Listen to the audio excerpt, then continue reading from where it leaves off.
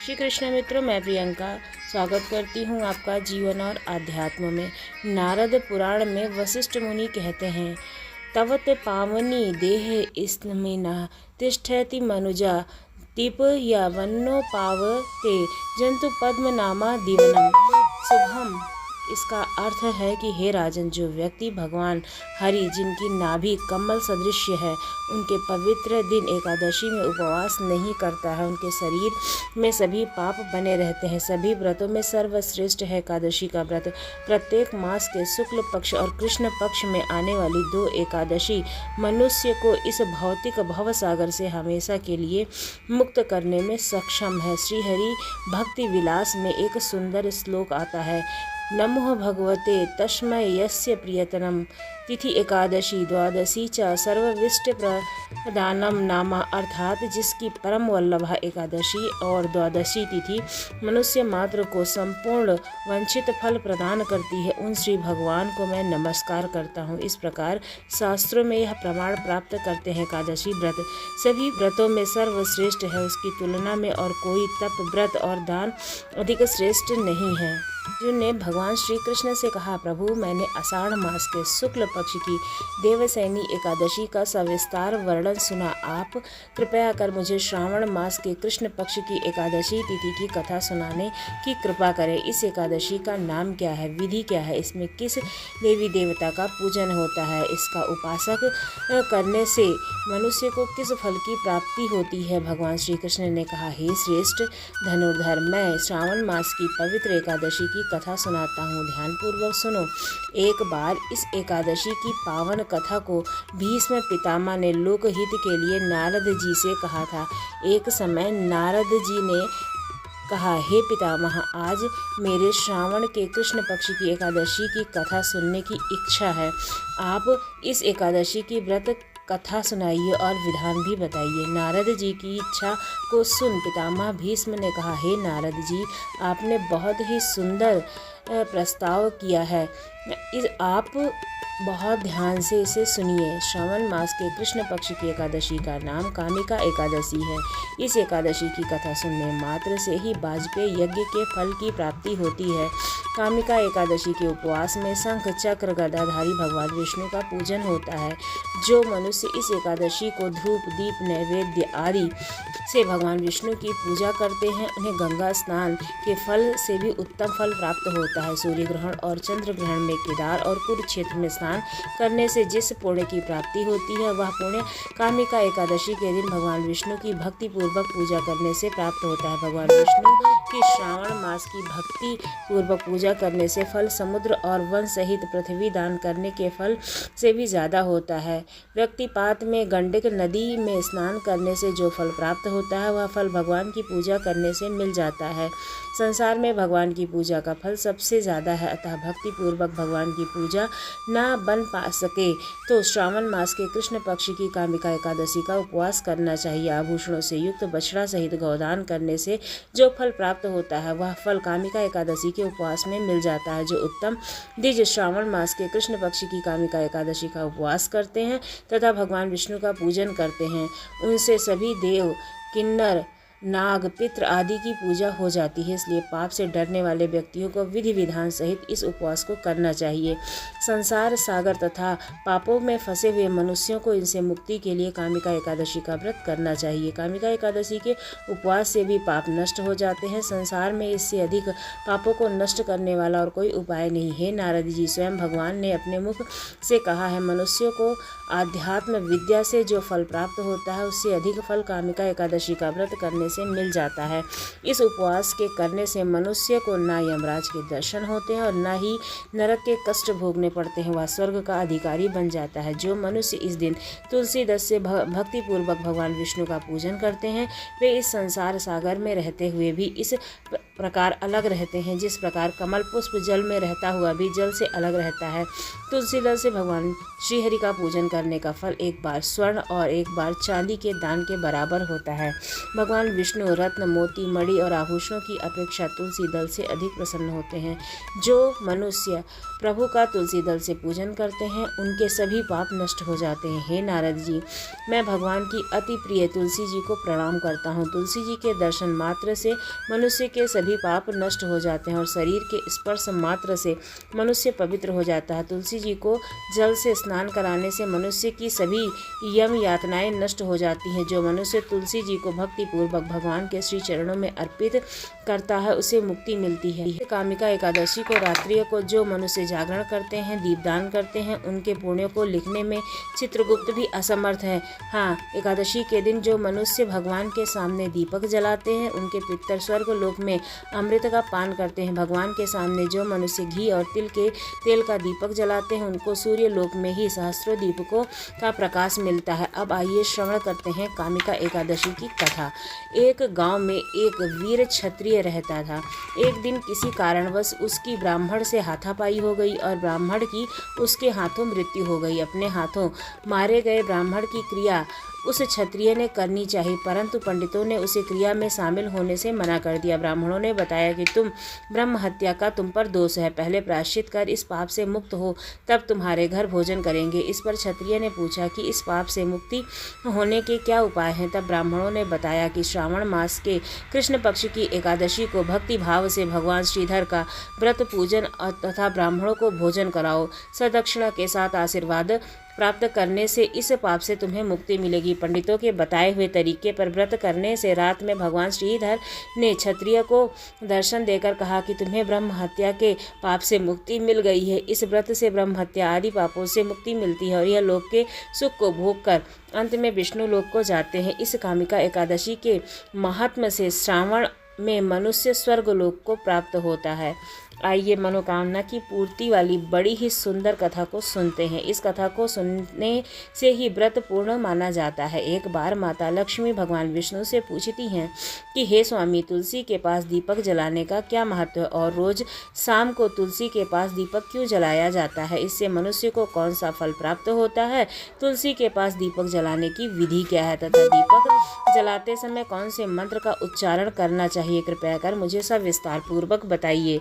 तब भगवान विष्णु कहते हैं कि हे देवी, आज हमारे समस्त मानव जाति के कल्याण के लिए बहुत ही महत्वपूर्ण प्रश्न किया है आपने। आपके इस प्रश्न का उत्तर देने से पूर्व मैं आपको एक प्राचीन कथा सुनाता हूँ, जिससे आपको सभी प्रश्नों के उत्तर मिल जाएंगे।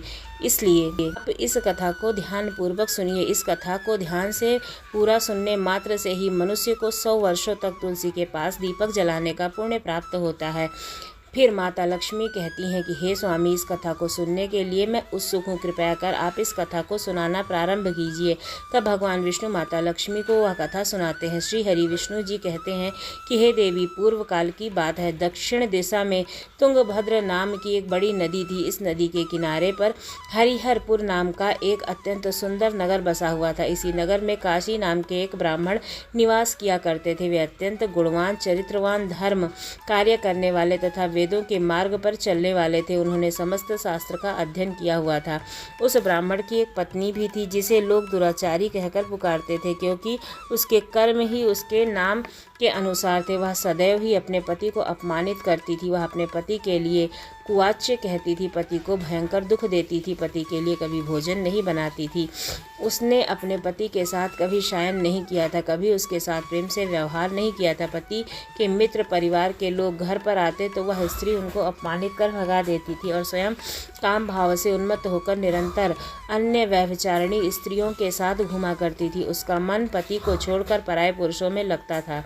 उसने कभी अपने पति के प्रेम से बात नहीं की थी, किंतु पराये पुरुषों के संग बैठकर बातें किया करती थी। पराये पुरुषों को मोहित करने के लिए सज धज कर गाँव में घूमने जाया करती थी। कभी वह वन में किसी वृक्ष के नीचे खड़ी रहकर सुंदर पुरुषों की राह देखने लगती और कभी दुष्ट पुरुष को मोहित करके उनके संग भोग विलास किया करती थी। फिर एक दिन वह दुराचारी स्त्री वन में जाकर एक वृक्ष के नीचे खड़ी हो जाती है। उसका चित्त काम से भरा हुआ था। वह किसी मनुष्य कामी पुरुष की राह देख रही थी, परंतु समय निकलने के बाद भी वह स्थान पर कोई पुरुष नहीं आया, इसलिए वह अत्यंत दुखी हो गई और प्रियतम की खोज में इधर उधर देखने लगी। उस दिन उसका सारा परिश्रम व्यर्थ हो गया था। वहाँ पर खड़ी होकर वह नाना प्रकार की बातें कहकर विलाप करने लगी। आज तो इस मार्ग में कोई भी सुंदर पुरुष नहीं आया, अब मैं अपने काम वासना को शांत कैसे करूं। वहीं सब जोर जोर से विलाप करने लगी। इस जंगल में एक भयानक बाघ निवास करता था। वह पापिनी स्त्री की आवाज़ सुनकर जाग गया और उछलकर उस स्त्री का भक्षण करने के लिए उसके पास आ गया। वह उस भयंकर बाघ को देखकर स्त्री के पसीने छूट गए। वह भय से थर थर काँपने लगी। वह स्त्री कुछ कहती इसके पहले ही बाघ ने उसे अपने पंजे से घायल कर दिया था और स्त्री जमीन पर गिर पड़ी। जमीन पर गिरते ही वह स्त्री चिल्लाते हुए बोली, अरे बाघ, तू किस लिए यहाँ आया है? मुझे क्यों मार रहा है? तू मुझे छोड़ दे, मेरा भक्षण करके तुझे क्या मिलेगा? उस स्त्री की यह बात सुनकर वह भयानक बाघ क्षण भर के लिए रुक गया और हंसते हुए बोला, हे दुष्टा, आज विधाता ने तुझे मेरा ग्रास नियुक्त किया है। तुझे जैसी स्त्री का भक्षण करना ही मेरा काम है, तभी तुझे इस शरीर से मुक्ति मिलेगी। वह स्त्री कहने लगी कि बाघ, तुम कौन हो? मुझे सच सच बताओ, तुम्हें किस कारण से बाघ की योनि में जन्म लेना पड़ा है और तुम मुझ जैसी स्त्री का भक्षण क्यों करते हो? पहले मुझे सारी बात बताओ, फिर मेरा भक्षण करो। फिर बाघ कहने लगा कि हे पापनी, मैं तुझे अपने पूर्व जन्म का वृत्तांत सुनाता हूँ, किस कारण से तुझे बाघ बनना पड़ा। पूर्व काल में दक्षिण देश में एक नदी थी। उस नदी के तट पर एक नगरी बसी हुई थी। उस नगरी में मैं निवास करता था। मैं एक ब्राह्मण पुत्र था और नदी के किनारे बैठकर यज्ञ आदि का कार्य किया करता था। मेरे उस जन्म में अनेक पापियों के लिए यज्ञ किया, उन पापियों के घर का भोजन किया, जैसे धन के लोभ से अनेक पापियों के लिए कार्य किया। जिस वस्तुओं का दान ब्राह्मण को नहीं लेना चाहिए, उन वस्तुओं का दान भी मैंने ग्रहण किया और दूसरे से धन लेता था, लेकिन कभी वापस नहीं करता था। इस प्रकार से पाप करते हुए मुझे बहुत साल बीत गए थे और मैं वृद्ध हो गया था।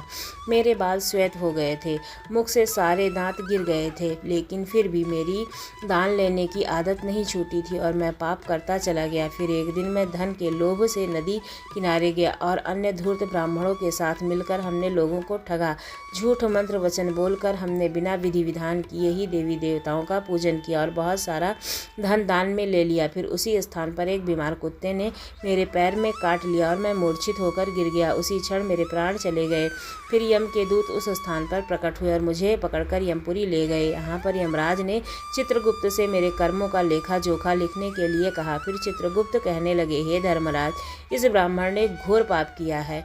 इसने दूसरों से झूठ कहकर धन लूटा है, विधि विधान से पूजा न करके झूठ मंत्र बोलकर भगवान का अपमान किया है, इसलिए यह पापी ब्राह्मण केवल नरक जाने के योग्य है। फिर यमराज ने अपने दूतों को आदेश देकर मुझे नरक की अग्नि में डाल दिया और कई वर्षों तक सजा भोगने के बाद मुझे बाघ का शरीर प्राप्त हुआ और मैं इस दुर्गम वन में निवास करने लगा। मैं अपने पूर्व जन्म के पापों को याद करके मैं कभी महात्मा, साधु, पुरुष, सती स्त्रियों का भक्षण नहीं करता हूँ। मैं केवल पापी, दुराचारी और उल्टा स्त्रियों का ही भक्षण करता हूँ, ताकि मुझे पाप से मुक्ति मिल जाए। फिर बाघ उस स्त्री से कहने लगा, पापिनी, तेरे आचरण से तू उल्टा दिखाई देती है। अपने पति को छोड़कर तू इस वन में अन्य पुरुषों के साथ भोग विलास करने के लिए आई है, इसलिए आज तू मेरा ग्रास अवश्य बनेगी। इतना कहकर उस बाघ ने अपने तीक्ष्ण नाखून से उस पापी स्त्री के टुकड़े टुकड़े करके उसे खा लिए। फिर उस स्थान पर यम के दूत प्रकट हुए और उस पापिनी स्त्री को उठाकर यमपुरी ले गए। चित्रगुप्त ने उस स्त्री का लेखा जोखा देखा और यमराज को बताया। यमराज ने उस स्त्री को घोर नरक में डाल दिया। कई वर्षों तक नरक की अग्नि में जलने के बाद उसने फिर पृथ्वी लोक पर एक चांडाल के घर में जन्म लिया और वह फिर से बहुत दुख भोगने लगी। इस दुख को सहन करते करते एक दिन वह तीर्थ में स्नान करने के उद्देश्य से अनंतपुर चली गई। वहाँ पर एक आश्रम के बाहर निवास करने लगी। वहाँ उस आश्रम के एक तुलसी का पौधा था। अन्य स्त्रियों को वहाँ पर तुलसी के पास दीपक जलाते हुए देखकर उस पापी स्त्री ने भी वही किया। उसने तुलसी के पौधे के पास एक दीपक जला दिया। फिर उसी रात हृदयघात से उसकी मृत्यु हो गई और यमराज के दूत उसे ले जाने के लिए वहाँ प्रकट हुए। जैसे ही यम के दूत उस पापी स्त्री के पास में बाध लेके जाने लगे तभी भगवान विष्णु के 2 पार्षद उस स्थान पर प्रकट हुए और उन्होंने उन दोनों को रोक दिया और कहने लगे, हे दूतों, इस स्त्री को तुम छोड़ दो। यह स्त्री नरक में जाने योग्य नहीं है। तुम किसके आदेश से ऐसा अधर्म करने जा रहे हो? तब उन यमदूतों ने कहा, यह यमराज के आदेश से इसे लेने आए हैं, किंतु आप हमें किस कारण से रोक रहे हैं? वह स्त्री अत्यंत पापी है। तब भगवान विष्णु के पार्षद कहने लगे कि यह स्त्री तो विष्णु भक्त है, यह नरक जाने योग्य नहीं। इसने शाम को तुलसी के पास दीपक जलाया है, इसी कारण से इसके समस्त पाप नष्ट हो गए हैं, इसलिए अब यह नरक जाने योग्य नहीं, अब यह स्वर्ग जाने की अधिकारी बन चुकी है। पार्षदों की बात सुनकर यमदूतों ने उस स्त्री को एक स्थान पर छोड़ दिया और यमलोक लौट गए। यहाँ जाकर उन्होंने यमराज को सारा वृत्तांत कह सुनाया। फिर भगवान विष्णु के पार्षद उस स्त्री को दिव्य विमान में बिठाकर स्वर्गलोक को ले गए। भगवान विष्णु कहते हैं कि हे देवी, इस प्रकार से तुलसी के पास दीपक जलाने मात्र से ही भगवान विष्णु प्रसन्न होते हैं और मनुष्य के सभी पाप नष्ट हो जाते हैं। जो स्त्री नित्य शाम को तुलसी के पास दीपक जलाती है वह सौभाग्यशाली बनती है, उसके पूर्व जन्मों के सभी पाप नष्ट हो जाते हैं, उसे सुख समृद्धि की प्राप्ति होती है। भगवान विष्णु कहते हैं कि हे देवी, हजारों अमृत के घड़ों में नहलाने पर भी श्रीहरि को उतनी तृप्ति नहीं होती है जितनी वे मनुष्य के द्वारा तुलसी का एक पत्ता चढ़ाने से प्राप्त करते हैं। 1000 गौदान के से मानव को फल प्राप्त करता है, वही फल तुलसी पत्र के दान से प्राप्त कर लेता है। जो मृत्यु के समय अपने मुख में तुलसी पत्र का जल पा लेता है वह संपूर्ण पापों से मुक्त होकर भगवान विष्णु के धाम को जाता है। हिंदू धर्म में तुलसी के पौधे का महत्व सबसे अधिक है। इसकी सबसे पहले पूजा भगवान विष्णु ने ही की थी। भगवान विष्णु कहते हैं कि जिस प्रकार देवी लक्ष्मी से वैकुंठ को ऐश्वर्य प्राप्त किया है, उसी प्रकार से वैकुंठ में तुलसी के कारण पवित्रता प्राप्त हुई है। पृथ्वी लोक पर जो भी तुलसी का पौधा होता है उसके घर में कभी भी बुराई नहीं होती है। ऐसा स्थान सबसे अधिक पवित्र माना जाता है। इस कारण हमें हमारे घर में तुलसी का पौधा अवश्य लगाना चाहिए। इस प्रकार भगवान विष्णु ने देवी लक्ष्मी को तुलसी के पास दिया जलाने का महत्व बताया। इसी वजह से एकादशी व्रत करने वालों को और जो एकादशी व्रत नहीं करते हैं उनको भी एकादशी व्रत कथा के साथ ये तुलसी की कथा अवश्य सुननी चाहिए। इससे उन्हें संपूर्ण जीवन में किए हुए पापों से मुक्ति मिलती है। आपको हमारी कथा कैसी लगी ज़रूर बताइएगा। अगर अच्छी लगी हो तो हमारे चैनल को सब्सक्राइब करना ना भूलिएगा। धन्यवाद।